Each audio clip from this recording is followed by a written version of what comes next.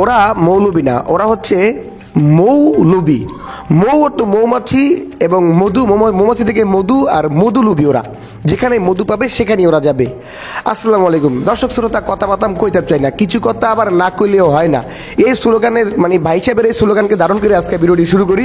তো আজকের ভিডিও আসলে এমন একটা ভিডিও যে চাইছিলাম কথাবার্তা কইতে না এই ভিডিওটা নিয়ে, কিন্তু তারপরেও দেখি যে ভিতর থেকে এমন একটা অবস্থা যে কিছু কথা কইতে কমই লাগতেছে, কিছু কথা না কইলে আবার নিজে বুঝাতে পারব না, শান্তি পাইম না। এই যে দেখেন স্ক্রিনে যে নারায়ণগঞ্জ সিটি কর্পোরেশন নির্বাচনে যে 3 জন প্রার্থী দেন, এই 3 জনের মধ্যে আপনার কার পছন্দ হয়? মানে ইসলামের দিক দিয়ে তাকাইলে বা সব দিক দিয়ে তাকাইলে মানে একজন ন্যায় নীতিবান কার আপনার পছন্দ হয়? তো এই যে হুজুর দেন, এই যে দাড়িওয়ালা পাগড়িওয়ালা কত বড় একজন হুজুর, এই হুজুর একজন মহিলা, আরেকজনের অবস্থা তো আপনারা দেখতেই আছেন।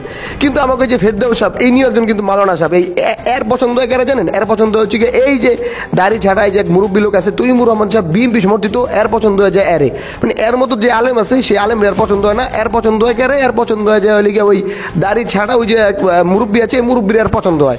ইনি জীবন প্রাণ জান প্রাণ দিয়ে এই মুরব্বীর লগে থাকবো, মানে পুরো নির্বাচনে এই মুরব্বীর সঙ্গ দিব, মুরব্বী লিগে যা কিছু করা লাগে সব কিছু করবো, পুরা দামে মাঠে নামছে এই মুরব্বীর পক্ষে আর ওই আইবি রহমানের বিরুদ্ধে।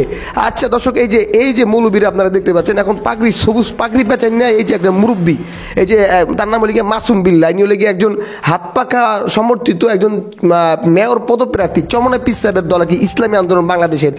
এই মৌলবীরে তিনি কি কারণে তিনি সাপোর্ট করতে পারে না, এটা হলে গিয়ে আমার প্রশ্ন। তিনি একজন কিন্তু আলেম, তিনিও একজন আলেম, কিন্তু ইনি আবার একজন হেফাজত ইসলামের নেতা। কিন্তু ইনি একজন হেফাজত ইসলামের নেতা। ইনি যখন এই বিএনপির সাপোর্ট করলো, বিএনপির সঙ্গ দিল, তখন সবাই কেমন জানি হেফাজতের দিকে এরকম করে আঙ্গুল উঠাইতেছে যে হেফাজতের নেতা এই কাম। দেখেন হেফাজত ইসলামের কিন্তু মানে যে সাংগঠনিক যে রুলস, সেই সাংগঠনিক রুলস অনুযায়ী হেফাজত ইসলাম বাংলাদেশ কিন্তু কোনো রাজনৈতিক দল না, তারা কিন্তু কোনো রাজনৈতিক দলের সাথে জড়িতও না, এরা কোনো রাজনীতি করে না। ব্যক্তি হিসেবে তিনি একটা আকাম মানে করছে আর কি, ব্যক্তি হিসেবে তিনি এই ব্যক্তির পাশে গিয়ে দাঁড়াইছে। এখন অনেকে কিন্তু এটা ভুল বুঝতেছেন, মনে করতেছেন যে এটা হেফাজতের কারবার, কিন্তু এটা হেফাজতের কোনো কাজ না, হেফাজত এটার সাথে মোটেও জড়িত না, হেফাজত এটাকে কোশ্চেন কালো সমর্থনও করে না। এই লোকের কারণে কিন্তু আজকে হেফাজতের বদনাম হচ্ছে। এই লোক ছোটবেলার থেকে নাকি এদের এক লগে আছে, এটা আমি কোথায় আপনারা তো শুনলেন, ছাত্র জমানা থেকেই লগে আছে। আর এই কথাটা কর মানিটা কি? এই কথাটা কর মানিটা হইলে গিয়া যে ছাত্র জমানা থেকে আপনাকে লগে আছে, আপনারা আমাকে ফালাই দিয়ে না, আমাকে আপনাকে লগে রাখেন, সাথে রাখেন, এই কথাটা কি বুঝেছে? এগো গুরুত্বটা কি? হয়তো এগো গুরুত্ব অনুযায়ী আপনাকে এগো মনে হয় যে সেখানে কদর করা হয় না। আর কদর করবো কেমনে রে ভাই? তুমি একজন আলেম মানুষ, তুমি কদর পাইবা আলেমর কাছে যায়, সাধারণ মানুষের কাছে যায় কি তুমি কদর পাইবা নি?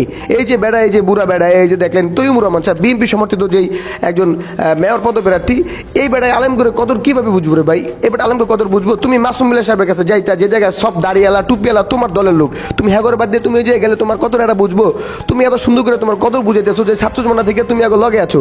এবার দেখবো যে ইসলাম নিয়ে ষড়যন্ত্র কারা করে, আমাকে এই ফেরদৌস ভাই কি কয় এর মুখ থেকে শুনি। কোন আরেকটা জিনিস, ইসলামকে নিয়ে যারা ষড়যন্ত্র করে, দিনকে নিয়ে যারা ষড়যন্ত্র করে, আমাকে কিছু করা লাগবে না। ওই যে টাকলা মুরাদ যেটা খাই দিছে, একটা মনে ওনার জবান দিয়ে বের হয়েছে। আসলে তিনি কিন্তু সত্য কথা কইছে, কিন্তু এই ফেরদৌস ভাইয়ের মতো কিছু লেবাসদারি মানুষরা কিন্তু ইসলাম নিয়ে ষড়যন্ত্র করে, ইসলামের সাইনবোর্ডটা ব্যবহার করিয়া, ইসলামের নামটা ব্যবহার করিয়া এরা কিন্তু ইসলামের 12টা কিন্তু বাজায়। এ ব্যাপারে কিন্তু আপনাকে সচেতন থাকতে হইব। খালি দাড়িওয়ালা টুপিওয়ালা দেখলে কিন্তু হইব না।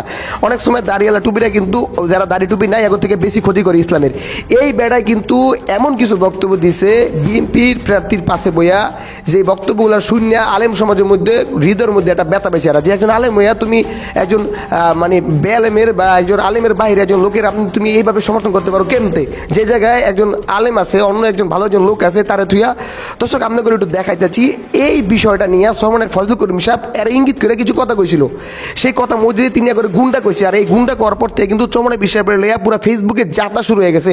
সবাই চমনা বিশ্বাস হুজুরের গোষ্ঠী পাল্লে উদ্ধার করে, কিন্তু চমনা বিশ্বাস তো সত্য কথাই কইছে। চমনা বিশ্বাস তো মিথ্যা কথা কয় নাই কা, চমনা বিশ্বাস তো সত্য কথা কইছে। দেখেন চমনা বিশ্বাস তো কইছে যে আলেম থাকা অবস্থায় তুমি কিমনে অন্য একটা মানুষের তুমি সমর্থন করো, এটা তো চমনা বিশ্বাস কইছে। সুতরাং চমনা বিশ্বাসে এই কথাটা কখনো একগুড়া শৈলে জ্বলে উঠছে। কিন্তু এই যে ফেরদৌস সাহেব যখন এই বিএনপি নেতার পাশে বইয়া বিএনপি নেতার এইভাবে আশ্বাস দিয়েছে, তখন কিন্তু এরা কোনো কথা কয় না, চুপ করে আসলে।